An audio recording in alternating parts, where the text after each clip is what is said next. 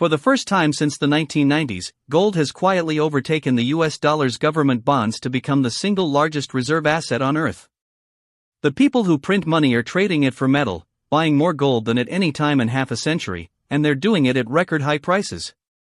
By the end of this, you'll see exactly why the world's central banks are hoarding gold, and what they seem to be bracing for. Start with the sheer size of it. For 4 years running, the world's central banks have bought around 1,000 tons of gold every single year. That's roughly double the pace of the entire previous decade. In just the first 3 months of 2026, they added another 244 tons, the fastest buying in over a year. But here's the twist. They're loading up while gold sits near $4,000 an ounce, after touching an all-time high of $5,500 earlier this year. Normally, buyers wait for a dip.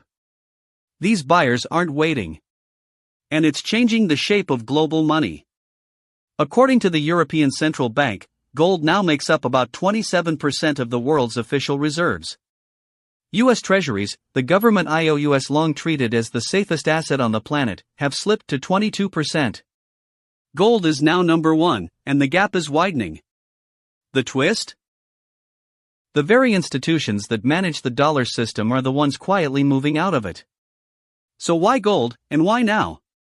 In a survey of 76 central banks, a record 90% said they hold gold precisely because of how it performs in a crisis. Gold has no credit risk, no counterparty, and, crucially, it can't be switched off. That last point matters more than it used to.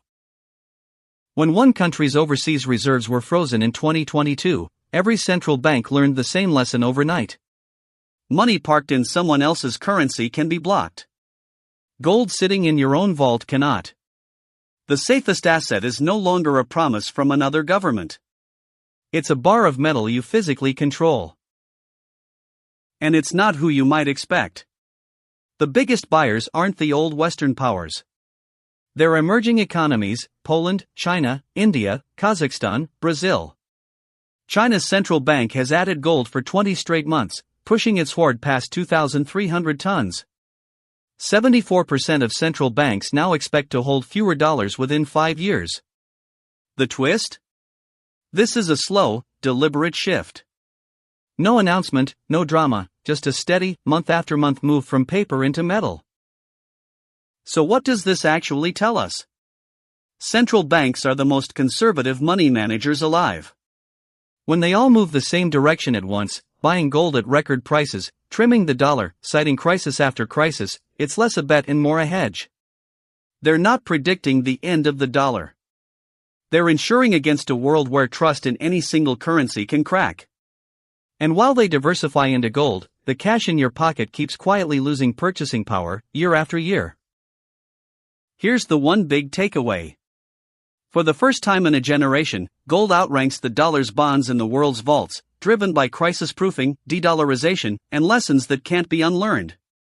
Watch what the central banks do, not what they say. If the trend holds, gold's rise as the anchor of global reserves may only just be beginning.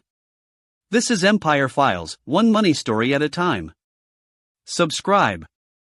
This is Empire Files. This is not financial advice.